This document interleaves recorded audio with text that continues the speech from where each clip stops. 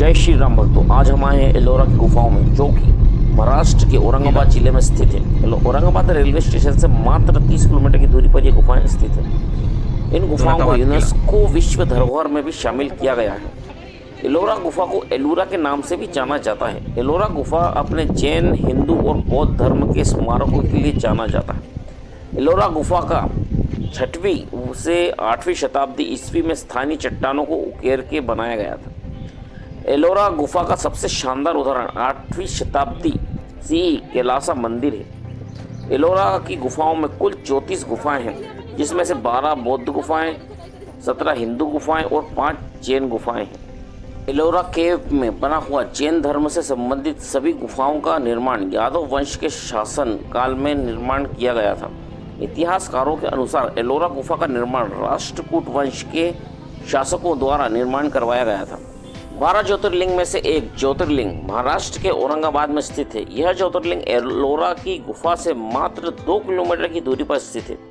इस ज्योतिर्लिंग की आप यहाँ पे भी जा सकते हैं और उसके अलावा भद्र मारुति टेम्पल यहाँ पे जा सकते हैं। दौलताबाद का किला, अजंता की गुफाएं, इन सब जगहों पर भी आप जा सकते हैं।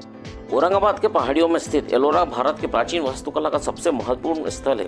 एक पहाड़ी के पक्ष में चट्टानों से निर्मित ज्वालामुखी, बेसाल्ट, 35 गुफाएं और रॉक कट मंदिर हैं, जो 6वीं और 7वीं शताब्दी की कलचुरी राजवंश के शासनकाल के दौरान निर्मित किया गया था। आरंभिक हिंदू मंदिर में गर्भगृह बनवाया जाता था। गुफा में बाहर की ओर नदी देवी की नक्काशी की गई है, जिससे प्रवेश द्वार पर नदी मूर्तिकला है। अंदर की ओर दोनों तरफ बड़े नाचते हुए शिव हैं, जो संगीतकारों से घिरे हुए हैं। माँ दुर्गा दानव, बहस और राजाओं का वध कर रही है। एलोरा में 3 प्रकार की गुफाएं हैं: महायानी बौद्ध गुफाएं, पौराणिक हिंदू गुफाएं, दिगंबर जैन गुफाएं। इन गुफाओं में केवल एक गुफा 12 मंजिल का है, जिसे कैलाश मंदिर कहा जाता है। इन गुफाओं के 1 किलोमीटर पर बसा एक एलोरा गांव है। इसी गांव के कारण इसका नाम एलोरा गुफा पड़ा। कैलाश मंदिर अपनी जंगलों की दुनिया के सबसे शानदार और खूबसूरत स्मारकों में से एक है और सबसे बड़ा रॉक कट संरचना है। कैलाश दक्षिणी द्रविड़ मंदिर शैली के सबसे उत्तरी उदाहरण है। नाम से स्पष्ट यह मंदिर ऐसा प्रतीत होता है कि यह भगवान शिव को समर्पित था।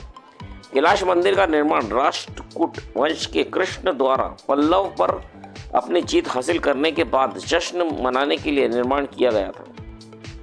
इन गुफाओं का सीधा संबंध बौद्ध, जैन और हिंदू धर्म से है, इसलिए भक्तों की भीड़ लगी रहती है। भारत में ही नहीं अपितु देश विदेश में भी एलोरा की गुफाएं अपनी खूबसूरती और भव्यता की छाप छोड़ती है। अतः देश विदेश से पर्यटकों का भी आवागमन यहाँ बना रहता है। यह गुफाएं अत्यधिक खूबसूरत और आकर्षण कौशल है परिपूर्ण है। देखने वाले पर्यटक आश्चर्यचकित हो उठते हैं। पूरा क्षेत्र बहुत ही शांतिप्रिय वातावरण से परिपूर्ण है। एलोरा के पास ही घृणेश्वर महादेव का मंदिर भी है। एलोरा की गुफा 16 सबसे बड़ी गुफा है, जिसमें सबसे ज़्यादा खुदाई का कार्य किया गया है। यहाँ के कैलाश मंदिर में अत्यधिक खूबसूरत और भव्य नक्काशी की गई है, क्योंकि कैलाश के स्वामी भगवान शिव को समर्पित है। यह मंदिर विरूपक्ष मंदिर से प्रेरित होकर बनाया गया है। रामेश्वरम मंदिर, इस मंदिर के निर्माण का श्रेय कलचुरी वंश को दिया गया है। करजोन संग्रह, एलोरा की गुफाओं का दृश्य और दौलताबाद का किला। 6वीं शताब्दी के अंत में रामेश्वर की हिंदू गुफा की खुदाई की गई थी और ये अपनी मूर्तियों की सुंदरता के लिए विश्व प्रसिद्ध है। एलोरा की जैन गुफाएं, एलोरा की गुफाओं में जैनियों का आगमन हुआ था, इसलिए एलोरा में विश्व धरोहर स्थल पर अन्य गुफाओं की तुलना में ये नई गुफाएं हैं। 19वीं और 11वीं शताब्दी के बीच थायर गुफाओं का निर्माण किया गया था, लेकिन उन्हें समर्पित केवल 5 गुफाएं हैं। हालांकि इससे कोई फर्क नहीं पड़ता कि पत्थर पर नक्काशी के विस्तार और सरासर सुंदरता में वे कितनी गुफाओं को अपने से अधिक बनाते हैं। एलोरा के उत्तरी छोर पर 5 गुफाएं हैं, जो दिगंबर संप्रदाय से संबंधित हैं। ये गुफाएं बौद्ध और हिंदू धर्म की गुफाओं से आकार में काफ़ी छोटी हैं, परंतु इनकी नक्काशी अत्यंत भव्यशाली और खूबसूरत है।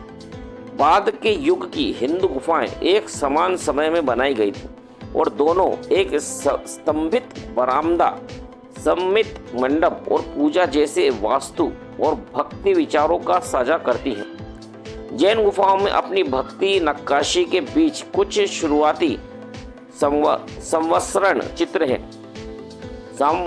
रसन चयन के लिए हॉल होने का विशेष महत्व है, जहां तीर्थंकर केवल ज्ञान प्राप्त करने के बाद ही उपदेश देते हैं।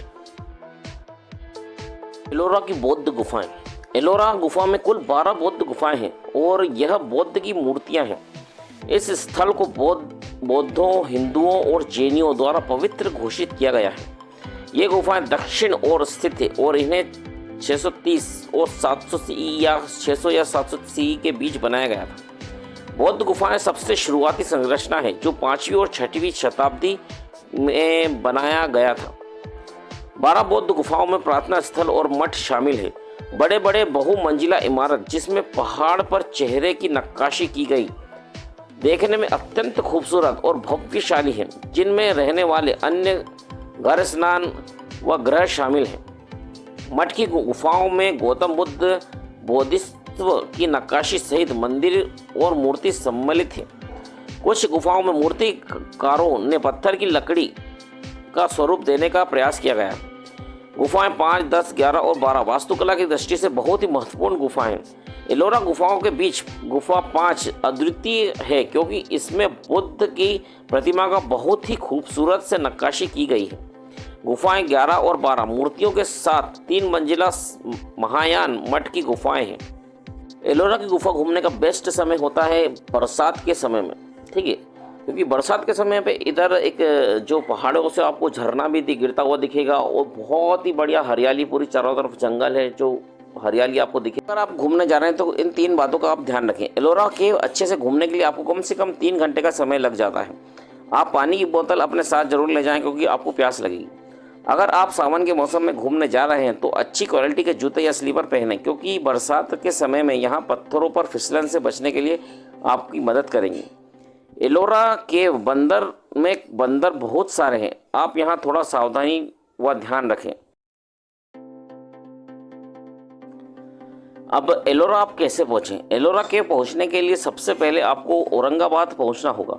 औरंगाबाद में एयरपोर्ट और रेलवे स्टेशन दोनों हैं। औरंगाबाद रेलवे स्टेशन से मात्र 28 किलोमीटर उत्तर की ओर एलोरा स्थित है। तो ये थी एलोरा की गुफाएं। वीडियो कैसा लगा मुझे कमेंट में ज़रूर लिखिएगा और अभी तक आपने चैनल को सब्सक्राइब नहीं किया है तो सब्सक्राइब कीजिए और अपने दोस्तों के साथ इसको शेयर कीजिएगा। जय श्री महाकाल।